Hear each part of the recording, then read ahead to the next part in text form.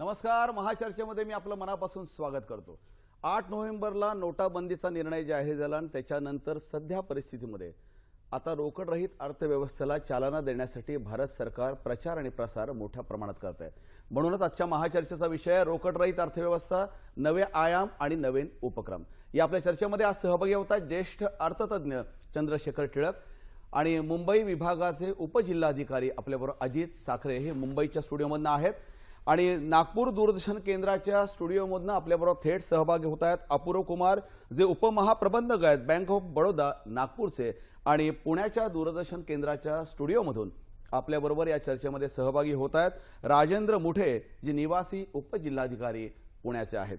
या सगळ्या मंडळींबरोबर आपण चर्चा करणार आहोत। तत्पूर्वी या चर्चेला सामोरं जाण्यापूर्वी या संदर्भातली आपण एक ध्वनिचित्रफित प्रथमतः पाहूया आणि मग चर्चेकडे वळूया। देश को भ्रष्टाचार और काले धन रूपी दिमक से मुक्त कराने के लिए एक और सख्त कदम उठाना जरूरी हो गया। 8 नवंबर 2016 की रात्रि को 12 बजे से वर्तमान में जारी 500 रुपए और 1000 रुपए के करेंसी नोट लीगल टेंडर नहीं रहेंगे। ये मुद्राएं कानूनन अमान्य होगी। 8 नोव्हेंबर 2016 या ऐतिहासिक दिवसानंतर देशातील अर्थस्थिती ढवळून निघाली। पंतप्रधान नरेंद्र मोदी यांनी नोटबंदी जाहीर करून बेहिशोबी माया बाळगण्याची चटक लागलेल्यांची भंबेरी उडवून दिली। पण या नोटबंदीचा नाहक फटका सर्वसामान्य बेएकेबे आयुष्य जगणाऱ्या सामान्य जनतेला नाहक सहन करावा लागलाय। एकीकडे 500 आणि 1000चे चलन कालबाह्य झाले, पण त्या जागी नवे चलन व्यवहारात आणण्याचे व्यवस्थापन कोलमडले। बँकांबाहेर कैक किलोमीटरच्या रांगा लागल्या। त्यावर उतारा म्हणून कॅशलेस म्हणजे रोकड रहित व्यवहाराचा पुरस्कार सुरू झाला, जे योग्य आहे। पण ग्रामीण भागात किंवा जिथे सर्वच व्यवहार रोखीने होतात तिथे रोकड रहित व्यवहारांची माध्यमं वापरायची कशी हा प्रश्न उपस्थित झाला। शहरी भागात भाजी विक्रेत्याकडेही मोबाईल वॉलेटने व्यवहार सुरू झाला। Debit card, credit card, mobile wallet, चेकने आधीपासूनच व्यवहार होत आहेत। पण दैनंदिन व्यवहारासोबतच जिथे जिथे म्हणून रोखीची मागणी होत आहे तिथे डिजिटल व्यवहार होणं अपेक्षित आहे। त्यासाठी केंद्र सरकारने डिजी धन व्यापारी योजना आणि लकी ग्राहक योजनेचा प्रारंभ केलाय। कॅशलेस माध्यमातून व्यवहार करणाऱ्या व्यापाऱ्यांना व ग्राहकांना बक्षीस देण्याची ही योजना आहे। कॅशलेस प्रणालीचा पुरस्कार करताना खाजगी कंपन्या उखळ पांढरं करण्यासाठी सरसावल्या, पण यूपीआय या थेट बँकांशी जोडलेल्या प्रणालीला भीम हे ॲप जोडलं गेल्याने त्यांच्या माध्यमातून ग्राहकांचे हितही सरकार जपण्याचा प्रयत्न करत आहे। या सर्व डिजिटलमध्ये सायबर सुरक्षा ही महत्त्वाची आहे। या सर्व गोष्टींवर विचार विनिमय करण्यासाठीच आजची ही महाचर्चा।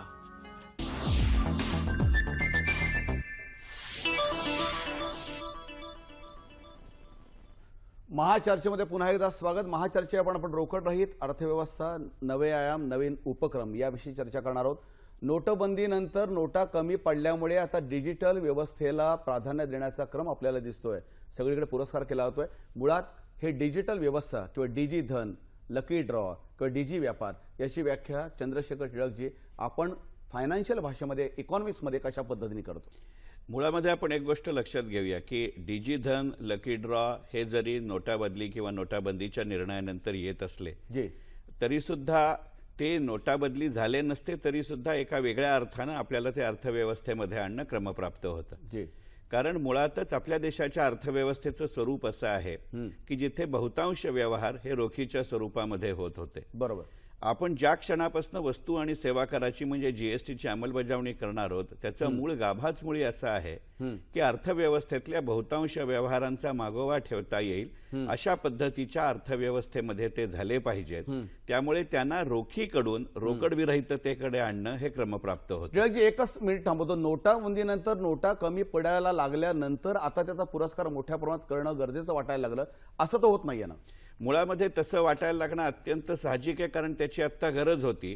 अन्यथा हे टप्प्याटप्प्यानं करावं लागलंच असतं. कारण जोपर्यंत आपल्या देशाच्या अर्थव्यवस्थेमधल्या व्यवहारांचं प्रमाण हे रोकड विरहिततेकडे गेलं नसतं तोपर्यंत जीएसटीचा पाया जास्त सक्षम आणि विस्तृत करता आला नसता. अगदी बरोबर आहे. खूप मोठ्या पद्धतीने याचा प्रचार प्रसार केला जातोय. आपल्याबरोबर उपजिल्हाधिकारी मुंबईचे आहेत अजित साखरेजी.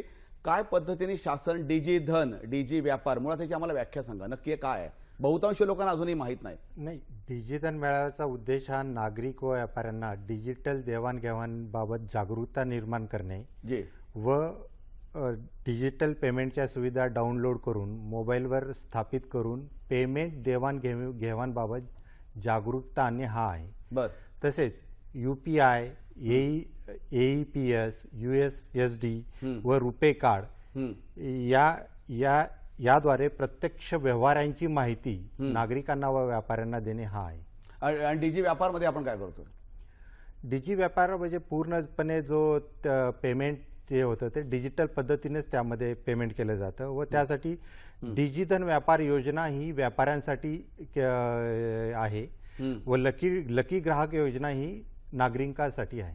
चंद्रशेखर टिळकजी मला सांगा, मुळात ज्यांच्या माथी मारलंय महसूल खात्याच्या लोकांवर माथी मारलंय, पुण्यामध्ये होतोय, मुंबईमध्ये होतोय आणि नागपूरला देखील डीजी मेळा शहरांमध्ये भारतामध्ये होतोय, ह्याचा जो पुरस्कार केला जातोय जो इकॉनॉमिक्स किंवा फायनान्स मधून करायला पाहिजे होता तेवढा केला जात नाही, वेगळ्या पद्धतीने केला जातोय, त्यामुळे लोकांपर्यंत पोहोचत नाही असं तुम्हाला काय वाटतंय का?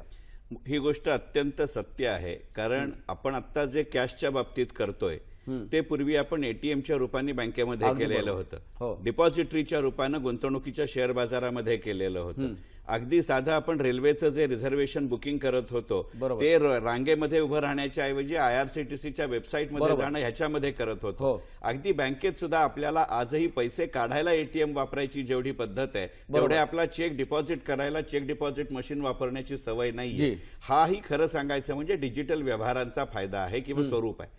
आपण जेव्हा डीजी धन आणि डीजी व्यापारी याचा विचार करतो तेव्हा ह्याच्यामध्ये एक गोष्ट लक्षात घेतली पाहिजे की कुठच्याही व्यवहाराला जसा एक ग्राहक असतो तसा विक्रेताही असतो. अगदी बरोबर. ग्राहकाला जर तुम्ही कॅश मधनं डिजिटल किंवा इलेक्ट्रॉनिक पेमेंट मध्ये आणणार असाल तर समोरचा जो वस्तू विकणार आहे त्यानंही त्या स्वरूपामध्ये ते पैसे स्वीकारण्याची तयारी दाखवली पाहिजे. आणि त्यामुळे डीजी व्यापारी या योजनेच्या माध्यमातून आपण आपल्या संपूर्ण व्यापारी वर्गाची विक्रेता वर्गाची अशी तयारी करतोय की मगाशी ज्याचा साखरे साहेबांनी 4 पद्धतीने उल्लेख केला की UPI असेल, USSD असेल किंवा युनिफाईड इलेक्ट्रॉनिक नंबर असेल, यातनं ते पैसे स्वीकारू शकतील आणि ते पैसे एकदा स्वीकारायची तांत्रिक तयारी आणि मानसिक तयारी त्यांची झाली की त्या पद्धतीने इकडनं ग्राहकाचीही मानसिक तयारी आणि तांत्रिक समृद्धता. दुर्दैवाने चंद्रशेखरजी टिळक हे सांगावं लागतंय, जे सुशिक्षित लोक आहेत त्यांना बहुतांश लोकांना आज या बऱ्याच गोष्टी माहित नाहीत. आपल्या नागपूर दूरदर्शन केंद्राच्या स्टुडिओमधनं आपल्या बरोबर आहेत अपूर्व कुमार जी, उप महाप्रबंधक आहेत बैंक ऑफ बड़ौदा नागपुर से. अपूर्व कुमार जी, आपका मैं स्वागत करता हूं इस महाचर्चा में. आपको क्या लगता है, बैंक के महाप्रबंधक को आपको लगता है किस तरह से इस व्यवहार को चालाना देने के लिए गवर्नमेंट जो आगे अपना तय कर रही है, आगे कुछ उपाय योजना कर रही है, उसके बारे में आपको क्या लगता है? डीजी धन, डीजी व्यापार और लकी ड्रॉ, ये सब चीजों से ये कैशलेस व्यवहार के लिए पूरी सहमति इस भारत की जनता की होगी क्या? इसमें सबसे बड़ा सवाल ये है कि जो भी सरकार ने अभी लकी ग्राहक या डिजी धन व्यापार योजना लगाई है, ये तो इसको एक पॉपुलराइज करने के लिए उन्होंने इंसेंटिव दिया है, लेकिन बेसिक रोल इसमें बैंकर्स का है जो गांव में जाके इस सारे डिजिटल पेमेंट सिस्टम को पॉपुलराइज करें. जब तक हम लोगों को इस बात के फायदे नहीं उठाएंगे, बताएंगे कि क्यों हमें लगाना चाहिए, इस मानसिकता को बदलने की जरूरत है. और हम समझते हैं कि बैंक के लोग इसमें भरपूर अपना काम कर रहे हैं और आने वाले दिनों में हम लोगों की मेंटेलिटी को चेंज कर पाएंगे. जी जी अभी मैं अपूर्व आपको कुमार जी, बताऊं, अपूर्व जैसे कुमार हम जी, मैं लोगों आपको ने एक सवाल नागपुर अपूर्व के कुमार पास जी, एक मैं गांव आपको को एक सवाल select किया पूछना चाहता हूं। मैं आपको एक सवाल पूछना चाहता हूं। जो नोट गांव गांव तक पहुंचाए नहीं गए, जहां पे आज इंटरनेट की फैसिलिटी सुविधा वहां पे नहीं है, ऐसे चीजों में लोग, गांव के लोग जो है, ग्रामीण इलाके के लोग हैं, ऐसे चीजों को वहां पे ऑप्ट कर सकते हैं क्या? उसके लिए इंटरनेट होना बहुत जरूरी है, जो आज मिलता नहीं है वहां पे। नहीं, एक इसमें मैं ये बताऊं कि जितने भी हम लोगों ने पीओएस लगाए हैं, हमने बिजनेस करस्पॉन्डेंट्स भी लगाए हैं, जिनको पीएस मशीन दे रखी है, हमने माइक्रो एटीएम दे रखे हैं, वो भली भांति उसका ऑपरेशंस कर रहे हैं। दूसरी बात है कि गांव में हर व्यक्ति के पास आज की तारीख में मोबाइल है, और मोबाइल से कोई भी इलेक्ट्रॉनिक पेमेंट, खासकर जब से ये अभी नया जो भीम ऐप शुरू हुआ है, भारत इंटरफेस फॉर मनी, इसका परिचालन बहुत आसान है। अभी आपको मैं बताऊं कि हम लोग हाल में नागपुर के पास अभी 2 तारीख को, पिछले 25 दिन से हमारा एक कार्यक्रम चल रहा था, लापका एक गांव है मऊदा के पास, जहां हम लोगों ने कोशिश की, छोटा सा गांव है, हम लोगों ने कोशिश की कि यहाँ हर व्यक्ति का अकाउंट हम खोलें, उनकी आधार सीडिंग करें, उनका डेबिट कार्ड इशू करें, और गांव के जितने भी लोग, यंग लोग हैं, उनको हम इस ऐप के बारे में बताएं और ट्रेन करें। और अपूर्व कुमार जी, आपको, मुझे अपूर्व बड़ी कुमार जी, हम प्रसन्नता स्वागत होती करते है हैं इस चीजों बताते का, हुए। हम डिजिटलाइजेशन का स्वागत करते हैं, कैशलेस का स्वागत करते हैं, हमको मंजूर है। अरुण जेटली जी ने कहा था कि 1 लाख पॉश मशीन पूरे भारत के ग्रामीण इलाकों में ग्राम पंचायत में रखी जाएगी। हम ये आते हैं कि पुणे में क्या चल रहा है। पुण्यावरून आपल्याबरोबर आहेत राजेंद्र मुठे जी, जे उपजिल्हाधिकारी पुण्यामध्ये आहेत। गावागावांमध्ये हे डिजिधन, लकी ड्रॉ असं पोहोचवण्यामध्ये आपला महसूल विभाग एक सक्षम आहे का, आणि त्याची प्रतिक्रिया, प्रतिसाद त्या गावातल्या लोकांचा कसा आहे?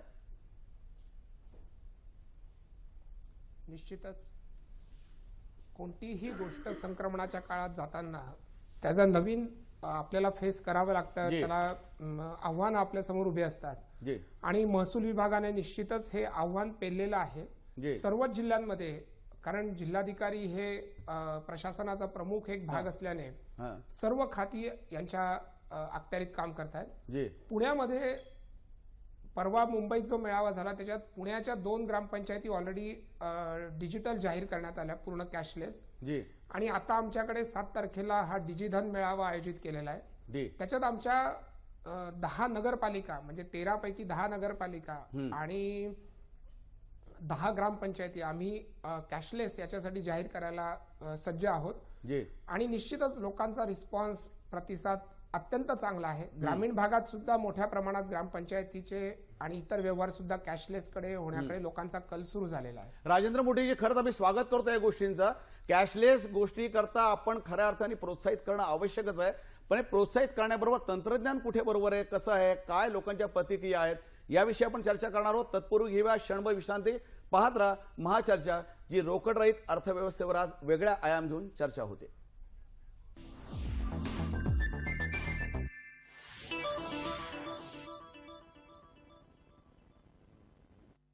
महाचर्चेमध्ये पुन्हा एकदा स्वागत। अजित साखरे जी, मुंबईमध्ये नुकता डिजिधन मेळावा झाला, त्याला लोकांचा प्रतिसाद कसा होता, कशा पद्धतीने लोकांनी उचलून धरलं, किती ग्रामीण लोकांनी त्यामध्ये सहभाग घेतला?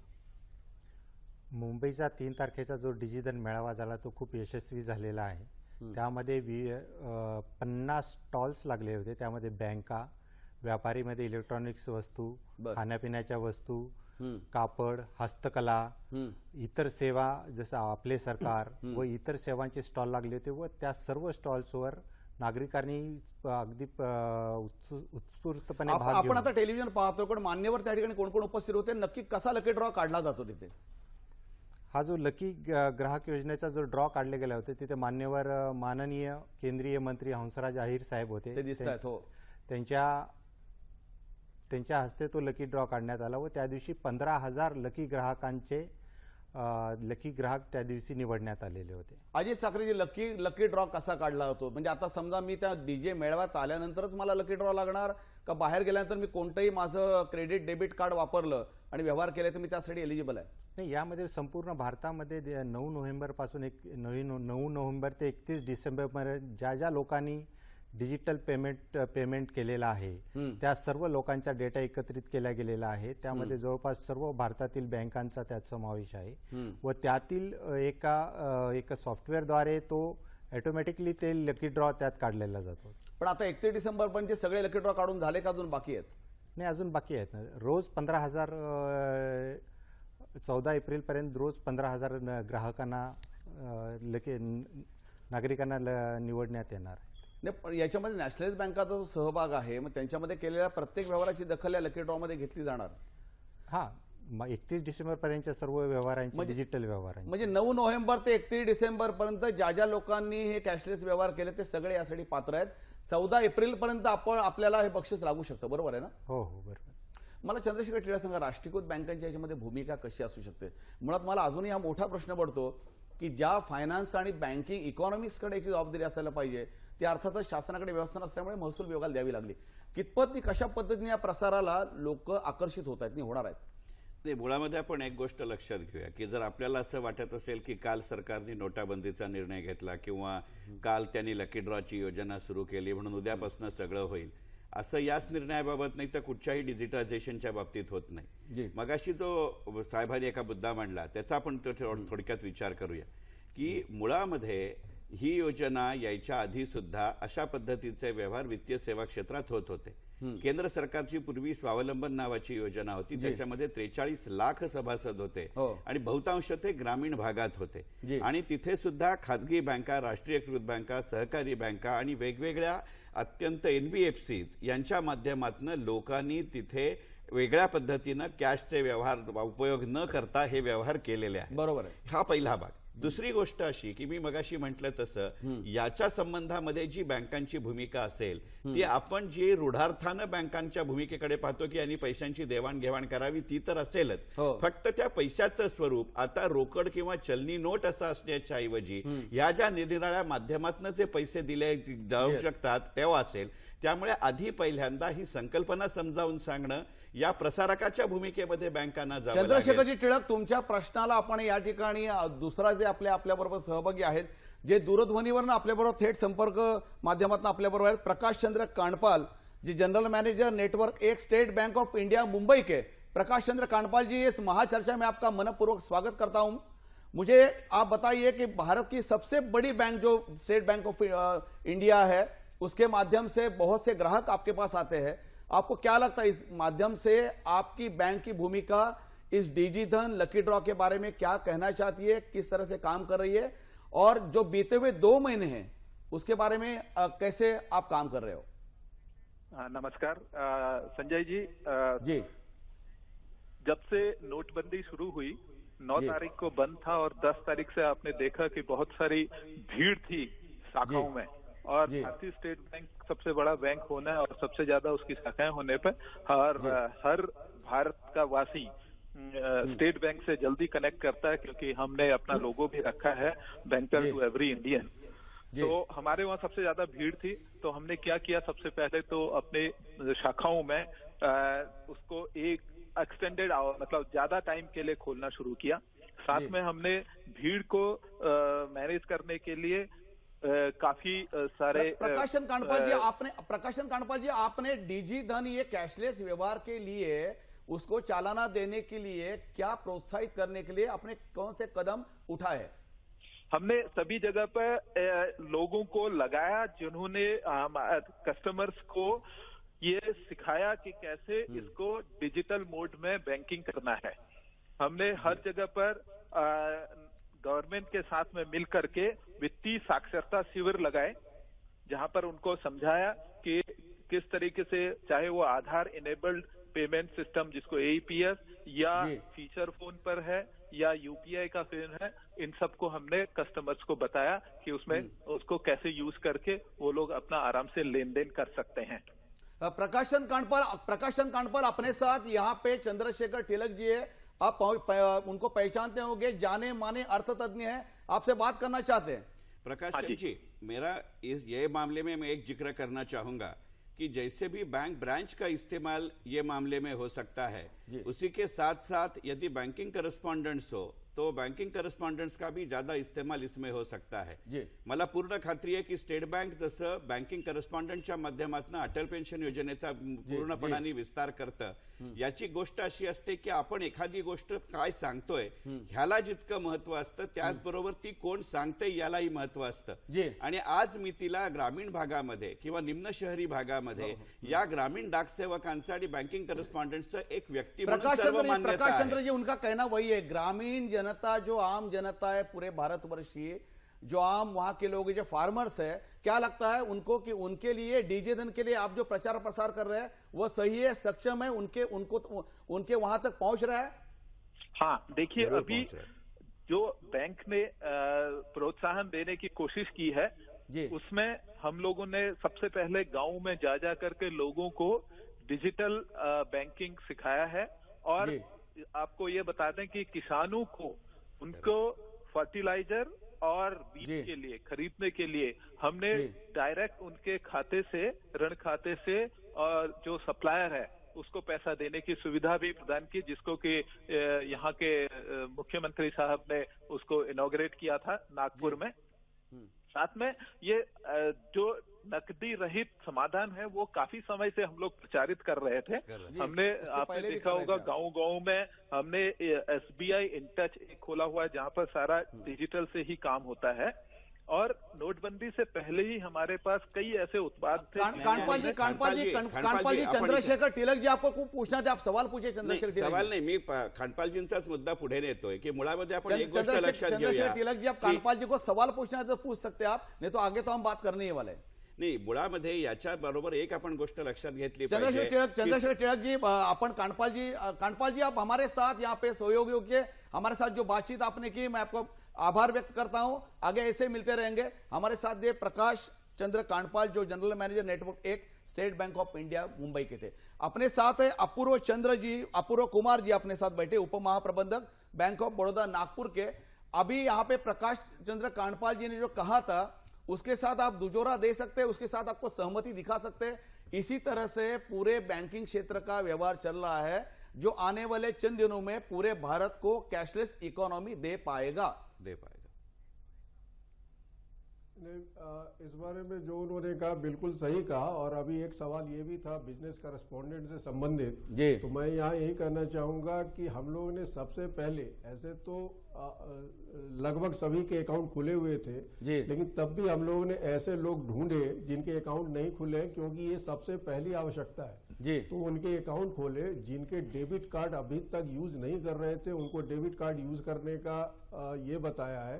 और इसमें बिजनेस करस्पॉन्डेंट हमारी बहुत बड़ी मदद कर रहे हैं। उनको हम लोगों ने अच्छा इंसेंटिव भी हमारी बैंक उनको दे रही है और इसमें उनका रोल, उनकी भूमिका बहुत महत्वपूर्ण है। क्योंकि किसी भी डिजिटल बैंकिंग के लिए दो चीजें सबसे इम्पोर्टेंट है, एक तो उनका अकाउंट होना चाहिए और दूसरा वो इस अकाउंट का इलेक्ट्रॉनिक ट्रांसफर के लिए या इलेक्ट्रॉनिक व्यवहार के लिए उपयोग कर सके, ये सिखाना। ये दोनों चीज बहुत इंपॉर्टेंट है और हमारे सारे बीसी को हमने माइक्रो एटीएम भी दिए। अपूर्व कुमार जी अपने साथ चंद्रशेखर टिलक जी है। अपूर्व कुमार जी अपने साथ चंद्रशेखर टिलक जी है जो जाने माने अर्थतज्ञ आहे। चंद्रशेखर टिळक, तुम्हाला काय वाटतं? हे जे म्हणतात त्या पद्धतीने खऱ्या अर्थाने काम सुरू आहे तरी चांगले स्वागत सांगा। नाही, हे पूर्णपणाने खरं आहे आणि त्याचबरोबर जो मुद्दा मला मागाशी प्रकाशचंद्र खानपालांच्या बाबतीत मांडायचा होता तो हा आहे की आपण एक गोष्ट लक्षात घेऊ की 31 डिसेंबरला ही घोषणा झाली, त्याच वेळेला त्याच भाषणामध्ये केंद्र सरकारनं आणि नंतरच्या कागदोपत्रात हे जाहीर केलंय की आजपर्यंत जी आपण किसान कार्ड म्हणून वितरित केली होती ती आता रुपे कार्डामध्ये रूपांतरित होणार आहेत। त्यामुळे किसान कार्ड रुपे कार्डात रूपांतरित होणं याचा अर्थच मुळी असा आहे की जिथे जिथे शेतकरी वर्ग हे कार्ड वापरू शकत होता तिथे तिथे आता त्याला रुपे कार्डाचा आधार मिळणार आहे। त्यामुळे केवळ किसान कार्डाच्या माध्यमातून त्याचं बी बियाणं, खत, कीटकनाशक याचा पुरेसा वापर उपयोग जो होत होता तो संपूर्णपणाने किसान एक भारतीय नागरिक अशा दृष्टिकोनातून होईल। आणि मुळात आपण एक गोष्ट त्याच्याच बरोबरीने लक्षात घेतली पाहिजे की नोव्हेंबर डिसेंबर किंवा डिसेंबर जानेवारी हा काळ असा असतो की ज्या वेळेला केवळ त्याच्या शेतीविषयकच खरेदीला चालना मिळालेली असते असते अशातला भाग नाही, बरोबर. तर इतरही गोष्टींच्या खरेदीला चालना मिळालेली असते.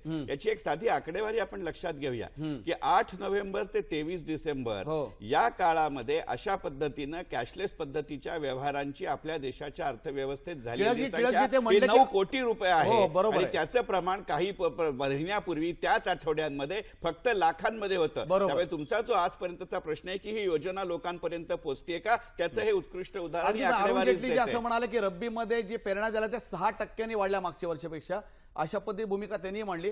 पुण्यामध्ये राजेंद्र मुठेजी, तुम्ही मुंबई सारखाच पुण्यामध्ये ज्या पद्धतीने डीजी मेळा करताय किंवा डीजी व्यापार, लकी ड्रॉ सगळं करणार आहात, पुण्यामध्ये तुम्हाला वाटतं या मेळाव्याला मुंबई सारखाच प्रतिसाद मिळेल आणि त्याची पूर्ण जय्यत तयारी आहे, पुणेकर ते स्वीकारतायत, ग्रामीण विभाग स्वीकारतोय? निश्चितच मोठ्या प्रमाणात प्रतिसाद मिळेल पुण्यामध्ये. जी, कारण आत्ताच आमच्याकडे आम्ही सुरुवातीच्या काळात जेव्हा मेळावा ठरला तेव्हा साधारण 20 ते 25 स्टॉल्स अपेक्षित केले होते. जी, आज आमच्याकडे जवळजवळ 75 ते 80 स्टॉल्सची मागणी झालेली आहे. जी. मुंबईहून सुद्धा मोठ्या प्रमाणात कंपन्या वेगवेगळ्या प्रमाणे मागणी करतायत की आम्हाला तिथे स्टॉल लावू द्यावा. कारण निश्चितच पुण्यात एक IT हब आहे, एज्युकेशन हब आहे, स्टुडंट्स मोठ्या प्रमाणात आहे. बरोबर. त्यामुळे निश्चितच एक तरुण पिढीला आपण हे जे नवीन निर्णय झालेला आहे क्रांतिकारी, याच्याकडे न्यायला आपण प्रोत्साहित करतो आहोत. आजच एक आमच्याकडे SBI मार्फत आणि रोटरी क्लब मार्फत एक कॉलेजच्या विद्यार्थ्यांची डिजी धन रॅली काढण्यात आली. त्याला सुद्धा मोठ्या प्रमाणात प्रतिसाद मिळाला. चंद्रशेखर, पण अशा पद्धतीच्या योजनांमध्ये अशा अनेक स्वयंसेवी संस्था आहेत ज्या सहभागी होऊ शकतात, त्यांनाही प्रोत्साहित करण्याचं काम केलं जातं असं वाटतंय का तुम्हाला? हो, होतंय. आता बघा ना, अगदी मोठे साहेबांनी जे आता उदाहरण दिलं तेच आपण पुढे नेऊ शकू की मुळामध्ये पुणे किंवा संपूर्ण पश्चिम महाराष्ट्र हा आपल्या राज्यापुरेचा जर विचार करायचा झाला तर कृषी उत्पन्नाचा सगळ्यात मोठा भाग आहे. त्यामुळे असे यापुढचे होणारे डिजी धन मेळावे किंवा लकी ड्रॉची योजना जर कृषी उत्पन्न बाजार समित्यांमधले जे व्यवहार असतात तिथे झाले, तिथल्या साखर कारखान्या किंवा सहकारी बँकांच्या आता येणाऱ्या काळातल्या AGM आहेत, तर त्या AGM मध्ये जर आपण मोकळेपणाने असं सांगू शकलो की इथे सुद्धा आता कॅशलेस किंवा इतर ड्रॉची व्यवस्था झाली पाहिजे, तर केवळ त्याला एक प्रकारची व्हिजिबिलिटी किंवा दृढगोचरता येते असं नाही, तर त्याचं सामर्थ्य होतं. आणि मगाशी मुठे साहेब म्हणले तसं IT हब पेक्षा त्याचा तो उपयोग होतोच, परंतु याची सांगड जेव्हा आपण त्यांच्या व्यवहाराच्या खरेदीशी घालतो किंवा त्याच्या कमोडिटी एक्सचेंजेसशी घालतो, तर याच्या माध्यमामध्ये विशेषतः शेतकऱ्यांच्या बाबतीत विचार करताना जसा कृषी उत्पन्न बाजार समितीचा विचार झालाय तसा जर आपण कमोडिटी एक्सचेंजेसचा विचार केला, त्याच्या ट्रेडिंग सेलचा विचार केला तर उपयोग होतो. बरोबर म्हणताय राजेंद्र मुठेजी. मला वाटतं तुम्हाला काहीतरी सांगायचंय की जे चंद्रशेखर टिळकनी सांगितलं अशा पद्धतीने पुढे याच्यामध्ये आपण करताय का? चालू आहे योजना. हो, टिळक साहेबांनी जे सांगितलं त्याच्याशीच मला एक सांगायचं आहे की आम्ही सर्वप्रथम जेव्हा हा नोटाबंदीचा निर्णय झाला तेव्हा सर्वात प्रथम आम्ही जिल्हाधिकाऱ्यांच्या मार्गदर्शनाखाली हे काम हाती घेतलं की असंघटित क्षेत्रातील मजुरांसाठी, म्हणजे जसं बांधकाम मजूर आहेत, कामकरी वर्ग आहेत, त्यांच्यासाठी मोठ्या प्रमाणात आम्ही खाती उघडण्याची मोहीम कॅम्प लावून घेतली. आणि साधारण पुण्यामध्ये आम्ही 850 ते 900 कॅम्प घेऊन साधारण 27,000 खाती या लोकांची आम्ही उघडून घेतलेली आहे. त्याचप्रमाणे ग्रामीण भागात आता टिळक साहेबांनी सांगितल्याप्रमाणे साखर कारखान्यांवर ऊसतोडणी मजूर जे येतात, कारण त्यांचं पेमेंट त्यांना मुकादमाला द्यावं लागतं, त्यासाठी देखील आम्ही विशेष मोहीम सहकार खात्यामार्फत राबवून तिथे सुद्धा त्यांचे असे मोठ्या प्रमाणात खाती उघडून घेतलेली. म्हणजे ग्रामीण विभाग अत्यंत उत्तम प्रतिसाद.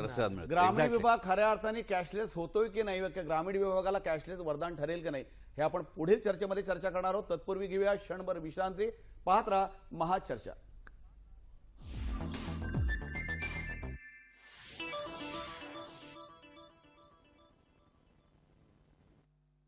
महाचर्चेमध्ये पुन्हा एकदा स्वागत. आपल्याबरोबर नरेंद्र कुमार बलदौटा आहेत, जे दूरध्वनीवरनं आपण आपल्या चर्चेमध्ये सहभागी होतात. आपल्या मनापासून या कार्यक्रमामध्ये स्वागत. पहिला प्रश्न आपल्याला विचारावा असं वाटतो की नॅशनलाइज बँकांच्या बरोबरीने स्पर्धा करत असताना आपल्या कोऑपरेटिव्ह सेक्टरच्या ज्या बँका आहेत त्या कशा पद्धतीने या स्पर्धेला टिकतायत आणि डिजिधन मेळ्यामुळे की डिजिटलायझेशनमुळे याला कितपत तुम्हाला फायदा होणार आहे? आता जेव्हा डिमॉनिटायझेशन झालं आणि सगळ्या बँकांमध्ये लाईनी लागल्या, तेव्हा आपण जर पाहिलं असेल तर ग्रेटर बँकेच्या इथे आम्ही अशी व्यवस्था केली होती की 6 काउंटर सुरू केले होते. त्यामुळे लोकांना जास्त लाईन मध्ये त्रास झाला नाही त्रास तर होणाऱ्या लाईनमध्ये उभं राहायला, परंतु आम्ही अलग अलग रांगा केल्या होत्या सिनियर सिटीजनसाठी आणि अशा रीतीने प्रत्येक लोकांसाठी अलग अलग करून त्यामुळे लोकांना सेवा दिली होती. आणि कोऑपरेटिव्ह बँकेमध्ये आमच्या बँकेने कोणत्याही दृष्टीने लोकांना सेवेमध्ये कमी दिली नाही. नरेंद्र कुमारजी, आपलाचा विषय आपण कॅशलेस इकॉनॉमी बद्दल बोलतोय. कोऑपरेटिव्ह सेक्टरमध्ये कॅशलेस इकॉनॉमी बद्दल प्रोत्साहित करण्यासाठी, पुरस्कृत करण्यासाठी आपण काही पावलं उचलली आहेत का? आम्ही ही पावलं आधीच उचललेली आहेत. जी बोला. कॅशलेस बँकेसाठी आम्ही आज नाही, आधीच रुपे कार्ड सुरू केलेलं आहे, मोबाईल बँकिंग सुरू केलेलं आहे आणि अशा रीतीने आम्ही लोकांना हे करून दिलेलं आहे आणि जे काही शक्य आहे टेक्नॉलॉजिकली ते आम्ही करतो आहोत. बर. कॅशलेस बँकिंगवर आपण आग्रही पाऊल उचलताय आणि तुम्हाला असं वाटतं भविष्यामध्ये या सगळ्या कोऑपरेटिव्ह सेक्टर मधल्या बँका आहेत या कॅशलेस इकॉनॉमीमुळे त्या अधिक सक्षम होतील, लोक जास्तीत जास्त ग्राहक त्यांच्याकडे आकर्षित होतील असं तुम्हाला वाटतंय का? कॅशलेस बँकिंगमुळे लोकांचा फायदा होणार आहे. ऍक्च्युली काय झालंय की आता आज टेक्नॉलॉजिकल डिस्ट्रप्शनचा काळ आहे, तेव्हा सरकारने डिमॉनिटायझेशनद्वारा डिजिटायझेशनसाठी प्रेरित केलं आहे आणि नरेंद्र मोदींचा हा उपक्रम भारतीय अर्थव्यवस्थेसाठी लाभदायक ठरणार आहे. डिमॉनिटायझेशनने श्री मोदींनी सर्व जनतेस झोपेतून उठवलंय आणि टेक्नॉलॉजिकली आणि कॅशलेस बँकिंगसाठी सर्व जणांना कामाला लावलंय. नरेंद्र कुमारजी, धन्यवाद. आपण म्हणताय ते बरोबर आहे, सगळ्या सेक्टरसाठी वरदान आहे, त्याचा आपण नक्कीच पुरस्कार त्या ठिकाणी करतोय. चंद्रशेखर टिळकजी, मला सांगा, मुळामध्ये आता जे आपण गेले 1-1.5 महिना या संदर्भात बोलतोय. नरेंद्र कुमारजी, आपले मनस्वी आभार, आपण या चर्चेमध्ये सहभागी झाला त्याबद्दल. चंद्रशेखर टिळकजी, मला सांगा, गेले 2 महिने या संदर्भामध्ये कॅशलेस बद्दल आपण बोलतोय. पूर्वी देखील, त्याच्या पूर्वी 8 नोव्हेंबरच्या अलीकडे देखील मोठ्या प्रमाणात स्टेट बँक पण काम करत होती, नेट बँकिंगला पुरस्कृत करत होती, अनेक प्रायव्हेट सेक्टरच्या बँका करतायत. याच गतीनं जर पुढे गेल्या असतं तर पुढल्या 2 वर्षामध्ये शक्य झालं असतं. आता वेगळा प्रचार प्रसार आपल्याला करावा लागतोय. हा नेटानं किती पुढे जाईल? कारण मार्च नंतर परत एखादं नवीन येणारं बजेट त्याला सामोरं जावं लागणार आहे.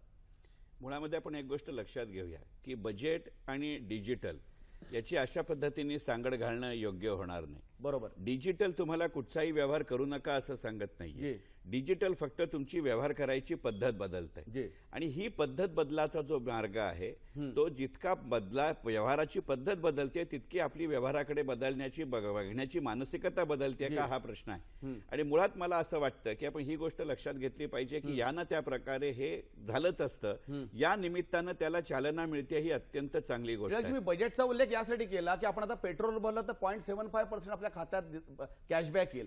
अशा पद्धतीच्या ज्या भूमिका केंद्र शासनाने घेतल्यात, येणाऱ्या बजेटमध्ये हे पुरस्कृत करण्यासाठी अजून काही सवलती ग्राहकांना आकर्षित करण्यासाठी दिल्या जातील का? मुळामध्ये आपण एक गोष्ट लक्षात घेऊ की जितका कॅशलेस पद्धतीच्या व्यवहारांचं आपल्या अर्थव्यवस्थेमधलं प्रमाण वाढत जाईल तितकं मुळातच कोणताही व्यवहार करण्यासाठी जो खर्च करावा लागतो, ज्याला आपण कॉस्ट ऑफ ट्रान्झॅक्शन म्हणतो, ते कॉस्ट ऑफ ट्रान्झॅक्शनच कमी झाल्यामुळे सरकारला अशा पद्धतीनं तुम्हाला द्यावा लागणारा रिफंड किंवा परतावा हा कमी करावा लागेल. तुम्ही आता जे पेट्रोलचं उदाहरण दिलं ते तुमच्या लक्षात आलं असेल की सुरुवातीला जेव्हा बँकांनी क्रेडिट कार्ड दिली त्यावेळेला बँका असं म्हणत असेल की आमचं क्रेडिट कार्ड पेट्रोल पंपावर वापरल्यानंतर इतका टॅक्स देता जाईल आणि मग काळाच्या ओघामध्ये ते प्रमाण हळूहळू कमी दिलं आणि महिन्याला किती प्रमाणामध्ये तुम्हाला पैसे द्यावे लागतील हे पाहावं लागलं. कारण शेवटी ही एक सुरुवातीला दिलेलं प्रोत्साहन आहे, ही काही लालूच नाही. आपण प्रोत्साहन आणि लालूच मधला फरक जर लक्षात घेतला तर तुम्हाला चंद्रशेखरजी अगदी बरोबर म्हणताय आपण. आपण विषयाच्या मर्यादा लक्षात घेता डिजिधनच्या संदर्भात ग्राहकांना आकर्षित करण्यासंदर्भात केंद्र शासन मोठ्या प्रमाणात काम करतंय. डिजी व्यापार म्हणजे व्यापाऱ्यांना प्रोत्साहित करण्यासाठी 50 लाख पर्यंत माझ्या मते पारितोषिक त्या ठिकाणी ठेवण्यात आलेलं आहे. नक्की भूमिका कशी आणि व्यापारी अजित साखरेजी सांगा, ते प्रोत्साहित होत आहेत, त्याला प्रतिसाद देत आहेत असं वाटतंय का? नाही, व्यापारी प्रोत्साहित होत आहेत. डिजिटल अर्थप्रणाली स्थापित करण्यासाठी आम्ही मुंबईमध्ये रोकडविरहित व्यवहार करण्यासाठी व्यापाऱ्यांना प्रोत्साहित केलेलं आहे.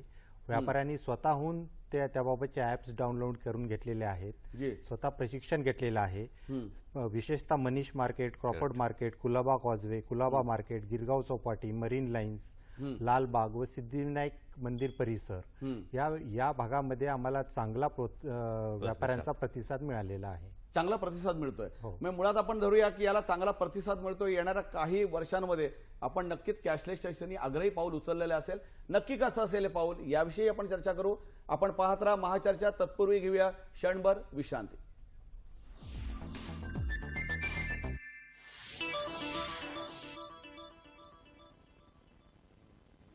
महाचर्चेमध्ये मनापासून स्वागत. महाचर्चेमध्ये आपल्याबरोबर जे आहेत अपूर्व कुमार जी, नागपुर में। अपूर्व कुमार जी, मैं ये सवाल आपको पूछना चाहता हूं, नागपुर के ग्रामीण इलाकों में ऐसे डिजिधन के मेलावे आप वहां पे पुरस्कृत कर रहे हैं, आयोजित कर रहे हैं, उसको कुछ प्रतिसाद मिलने वाला है या खाली नागपुर सिटी में आप करने वाले? नहीं, हम नागपुर सिटी में करने की उतनी आवश्यकता नहीं है, गांव में करने की आवश्यकता है। और हम लोग अपने को गांव में कंसंट्रेट कर रहे हैं जी, क्योंकि इसका प्रचलन और इस मानसिकता को गांव में बदलना ज्यादा आवश्यक है। सही बात शहर में तो ऐसे भी लोग डिजिटलाइज है, इलेक्ट्रॉनिक ट्रांसफर्स होते हैं, एटीएम का उपयोग होता है जी, कैश परचेजेस कम होते जा रहे हैं। अभी अगर देखा जाए तो आप देखेंगे कि over the years online transactions कितने बढ़ गए। अब इन चीजों को गांव में प्रचारित कर रहे हैं और इस दिशा में हम लोग काम कर रहे हैं। थ्रू बीसी कर रहे हैं, हमारे शाखा प्रबंधक कर रहे हैं, डिजिटल अवेयरनेस के प्रोग्राम्स कंडक्ट कर रहे हैं, सारे डेबिट कार्ड यूज करना सिखाया जा रहा है, उन्हें ऐप उनके फोन्स में लगाया जा रहा है, मोबाइल बैंकिंग उनको ट्रेन किया जा रहा है जी। तो हर तरीके से जो भी हमारे पास साधन उपलब्ध है बीसी के थ्रू और हमारे कर्मचारियों के थ्रू हम लोग वो कर रहे हैं। अपूर्व कुमार जी, ग्रामीण इलाके से लेके शहरों तक हर एक के पास आज मोबाइल है और सबसे बड़ी बात है महाविद्यालय के जो विद्यार्थी है, हमारे नौजवान जो है, उसको पुरस्कृत करने के लिए आगे आ रहा है। आपको लगता है ऐसे हो रहा है? इसमें हम लोग ने एक और भी प्रोग्राम शुरू किया है। जैसे अभी हाल में हमने एक ऑरेंज सिटी कॉलेज जो है वहाँ पे हमारे लोग गए थे, हमारी टीम गई थी और वहाँ हमने उन लोगों को ऐसा कहा है कि आप उनको बताया है और हम लोगों ने कहा है कि आप हमें वॉलंटियर्स दीजिए ताकि वो प्रचार प्रसार में एनएसएस के थ्रू भी हमारा काम आगे बढ़ा सके। और हमारी ये योजना है कि हर स्कूल में जो भी हाई स्कूल्स हैं या कॉलेजेस हैं उसमें जाके उन विद्यार्थियों को हम लोग ये अवेयरनेस कराएं, वो अवेयर हैं और उनसे इस बात का रिक्वेस्ट करें कि वो वॉलंटरली इस गांव में इस चीजों का प्रचार प्रसार करें। अपूर्व कुमार जी, मैंने सवाल इसलिए पूछा था, माननीय पंतप्रधान नरेंद्र मोदी जी ने अपने मन की बात में कहा था कि नौजवान और युवकों को आगे आके इस कॅशलेस इकॉनॉमी के लिए लोगों को शिक्षित करना चाहिए। राजेंद्र मुठे जी, पुण्यामध्ये अशा पद्धतीने काय प्रयत्न केले जात आहेत का की तरुण पुढे महाविद्यालय विद्यार्थी पुढे येऊन लोकांना प्रशिक्षित करण्यासाठी, ज्यांना माहित नाही, सांगण्याचा प्रयत्न करतायत? निश्चितच मी आधीच सांगितलं की पुणे हे एक एज्युकेशन हब आहे जी। तरुण मुलं मोठ्या प्रमाणात पुण्यामध्ये शिक्षण घेण्यासाठी ग्रामीण भागातले सुद्धा आलेले आहेत। आज जी आमची रॅली होती त्याच्यात 300 एका ठिकाणी डिव्होटेड तरुण कॉलेजचे मुलं होते आणि त्यांनी संकल्प केलाय की साधारण प्रत्येकी 100 असे 30,000 लोकांना ते डिजिटलचं ट्रेनिंग देणार आणि त्यांच्याकडे वेगवेगळ्या बँकांचे जे ऍप्स आहेत ई पेमेंटचे, कॅशलेसचे, ते डाउनलोड करायला त्यांना प्रोत्साहित करणार आणि वापर करायला लावणार। खरी गोष्ट मी आताच सांगितलं की हे मोठं परिवर्तन होत आहे। चंद्रशेखर टिळक जी, माननीय पंतप्रधान नरेंद्र मोदीजींनी मन की बात मध्ये सांगितलं होतं, यामध्ये लोकसहभाग हा तरुणांचा, महाविद्यालयीन विद्यार्थ्यांचा असला तर घराघरापर्यंत ते पोहोचणार आहे आणि हे सगळं चाललंय। म्हणजे तुमच्या मनामध्ये जे टिळक जी आहे, ही कॅशलेस इकॉनॉमी लवकरच भारतामध्ये आपल्याला स्वीकारली जाईल, लोक त्याचा प्रतिसाद देतील आणि भविष्याचं चित्र वेगळं असेल। अगदी उघड आहे, कारण मुळामध्ये आपण लक्षात घेऊया की तरुणांना आज जे पंतप्रधानांनी केलेलं आवाहन आहे ते कशाच्या आधारावरती आहे, तर मुळात आज तुमच्या माझ्या जीडीपी मध्ये जो 54% वाटा सेवा क्षेत्र देतं त्याच्यामध्ये कार्यरत असलेले जो वयोगट आहे तो सगळा 30च्या खालचा आहे, म्हणजे ते तरुण आहेत आणि मुळात त्यांच्या दैनंदिन व्यवहारांचं प्रमाण अगदी नोटाबंदीच्या आधी सुद्धा बहुतांश हे डिजिटलच होतं। त्यामुळे त्यांना त्यातल्या खाचखळगे खाणाखुणा माहिती आहेत आणि मुळात अशा पद्धतीचा पैसा किंवा अशा पद्धतीचे व्यवहार या सेवा क्षेत्रातनं जेव्हा ह्या 2 नंबरच्या क्रमांकाच्या किंवा 3 क्रमांकाच्या शहरांमध्ये किंवा खेडेगावांमध्ये त्यामुळे त्याच्या गंधवार्ता तिथे पोचलेली होती। आता एका विशिष्ट पद्धतीने एक मिशन म्हणून, एक कार्यक्रम म्हणून, एक उपक्रम म्हणून आपण हे करतोय। हे एका रात्रीत होणार नाही, हे सगळ्यांना माहिती आहे, फक्त त्याची सुरुवात चालू आहे। अगदी बरोबर। अजित साखरेजी, तुम्ही प्रत्यक्ष हा मेळावा भरवला होता, त्याला प्रतिसाद पण पाहिला, तरुणांचा याच्यामधला सहभाग तुम्हाला कसा वाटतोय आणि तुम्ही अजून काय अपेक्षा याच्यावरून व्यक्त करू शकता की लोकांचा सहभाग कसा हवा यामध्ये त्या दिवशी जो 3 तारखेला जो मुंबईमध्ये डिजिधन मेळावा झाला त्यामध्ये तरुणाचा अगदी प्रतिसाद खूप चांगल्या प्रकारे तरुणांनी प्रतिसाद दिलेला आहे। त्या ठिकाणी आम्ही 18 वर्षाखालील कॉलेज आणि शाळेतील मुलांसाठी एक स्लोगन आणि जिंगलची एक स्पर्धा आयोजित केली होती। त्यामध्ये खूप मोठ्या प्रमाणामध्ये आम्हाला 2 हॉलमध्ये तिथे मुलं बसवावी लागली आणि 18 वर्षाच्या वरील कॉलेजच्या मुलांसाठी पण आम्ही तिथे स्पर्धा घेतली होती सेम स्लोगन आणि जिंगलसाठी। त्यासाठी सुद्धा उत्स्फूर्त प्रतिसाद मुलांनी दिलेला होता आणि खूप चांगल्या प्रकारे त्यांनी स्लोगन्स आणि जिंगल्स त्या ठिकाणी सर्वांनीच लिहिली होती। अजय साखरेजी, माननीय पंतप्रधान जे स्वप्न आहे खरं सत्यात उतरण्यासाठी तरुण पुढे येतात। आनंदाची गोष्ट आहे, तरुण जरी पुढे आले तरी यातल्या अडचणी पण काय असू शकतात, त्यावर मात कशी करायची याविषयी आपण चर्चा करू। पाहत राहा रोकड अर्थव्यवस्थेसंदर्भात नवे आयाम, नवी उपक्रम। तत्पूर्वी घेऊया क्षणभर विश्रांती। पाहत रहा महाचर्चा।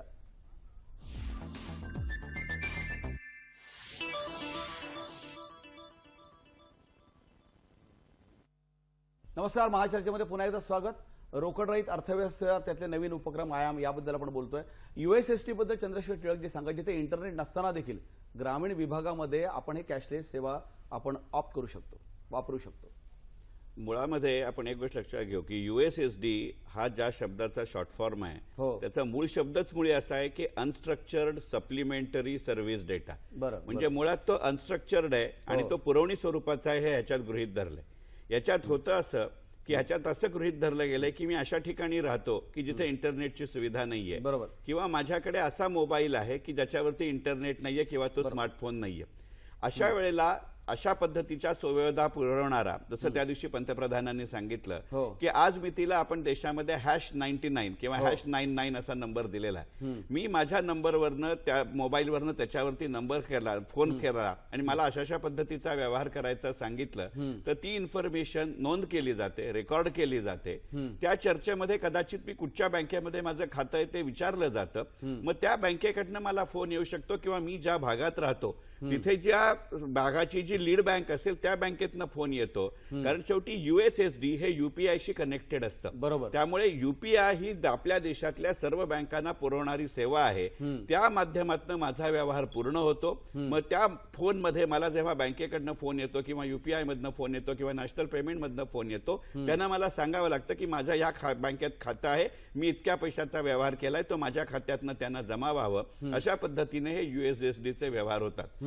आणि मुळामध्ये हे करण्याचं कारण अशासाठी असतं की कुठच्याही बँकेमध्ये जसं आता आपल्याला कुठचंही डेबिट कार्ड किंवा क्रेडिट कार्ड चालू शकतं, तसं आपल्याकडे असलेलं रुपे कार्ड, किसान कार्ड किंवा सरकारी माध्यमातून पुरवली गेलेली जी साधनं आहेत त्याची विश्वासार्हता असल्यामुळे हा USSD चा उपयोग केला जातो। अगदी बरोबर चंद्रशेखर जी। अपूर्व कुमार जी, मैं आपको एक सवाल पूछना चाहता हूँ। आने वाले चंद दिनों में इस कैशलेस सर्विस को बढ़ावा देने के लिए, आम आदमी उसके साथ जुड़ने के लिए और क्या करने की जरूरत है?